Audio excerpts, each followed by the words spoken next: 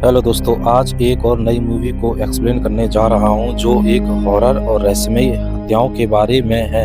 इस मूवी को लास्ट तक जरूर देखें। 1980 के दशक में इंडोनेशिया के एक गांव में टैटू वाले गुंडों की रहस्यमयी हत्याएं हो रही थी। इन गुंडों को सुंगाली कहा जाता है। कहा जाता है कि कुछ सुंगाली को मारना असंभव था और उनको जंगल में दफना देते हैं। उन टैटू वाले बदमाशों में से जो मेन लीडर था उसको गांव वालों ने बेरहमी से मार दिया था।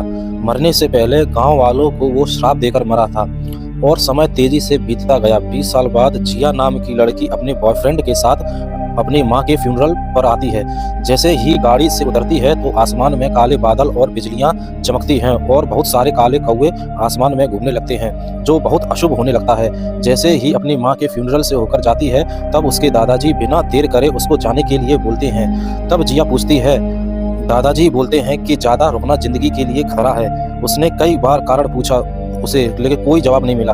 जिया सच्चाई जानना चाहती थी लेकिन उसके दादाजी कुछ नहीं बोले और गाड़ी की चाबी लेकर चले गए ताकि उनको भेजा जा सके। दूसरी तरफ गांव के जो प्रधान थे, गांव के प्रधान को पता चला कि जिया लौट आई है।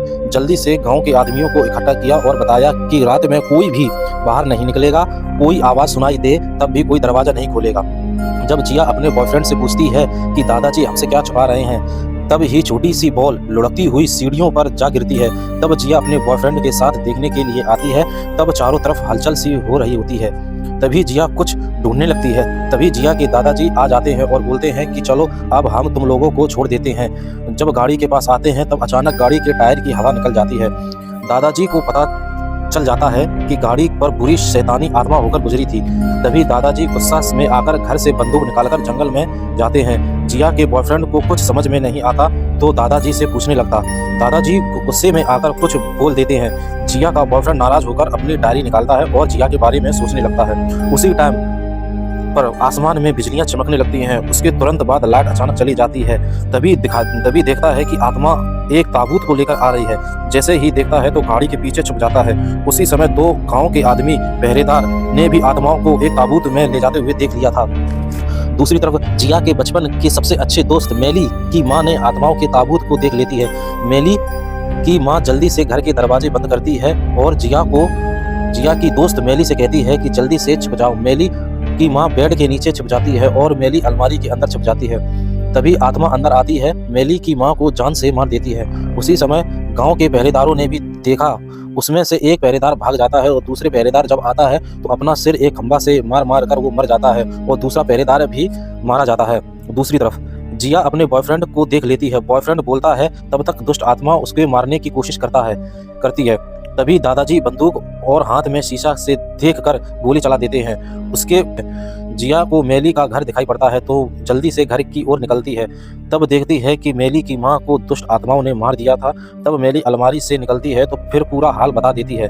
फिर तीनों घर से बाहर निकलकर जाने लगते हैं। तभी एक गाड़ी आती हुई दिखाई पड़ती है लेकिन वो गाड़ी नहीं होती है, वो दुष्ट आत्मा ताबूत लेकर आ रही थी। तभी आत्मा जिया के बॉयफ्रेंड को बेरहमी से मार देती है। दूसरी तरफ जिया के दादाजी मदद मांगने के लिए एक पड़ोसी के घर जाते हैं लेकिन पड़ोसी मदद के लिए मना कर देता है। फिर दादाजी चले जाते हैं। उनके जाने के बाद दुष्ट आत्मा उनके घर से निकलती है। पड़ोसी के घर वाले देख लेते हैं, फिर छुपने की कोशिश करते हैं लेकिन उनको भी बेरहमी से मार देते हैं। दूसरी तरफ जिया और मेली को गांव के एक आदमी अपहरण कर लेता है और उसे अपने अड्डे पर ले जाता है। तब वह जिया को बताता है कि जो दुष्ट आत्मा है वो आपके पिता है। जब तुम छोटी थी तब आपके पिता बहुत बड़े तांत्रिक थे तो वो गांव वालों को अपने तांत्रिक से परेशान करते थे। तब आपके दादाजी ने गांव वालों को इकट्ठा करके उनको मरवा दिया था। जिया के गले में जो ताबीज है वो आपके पिता की है। तांत्रिक के मरने के बाद जिया के दादाजी ने वो ताबीज जिया के गले में डाल दिया था। फिर वो आदमी जिया को मारने की कोशिश करता है तो जिया लात मार गिरा देती है। आवाज़ सुनते ही जिया के दादा को पता चल जाता है कि जिया यहाँ पर है।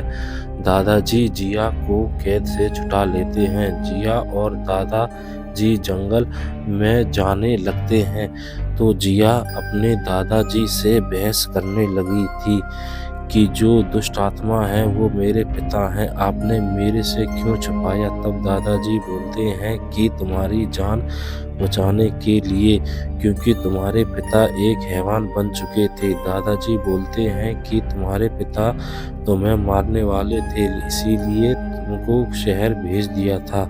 जिया को यकीन नहीं होता है। दादाजी बोलते हैं रुको, फिर वो चाकू निकालते हैं, जिया की उंगली काट देते हैं। जब खून निकलता है तो खून की खुशबू से आत्मा वहाँ पर आ जाती है, तब जिया को पकड़ लेती है। जब वो चिल्लाती है तब दादाजी पीछे मुड़कर देखते हैं।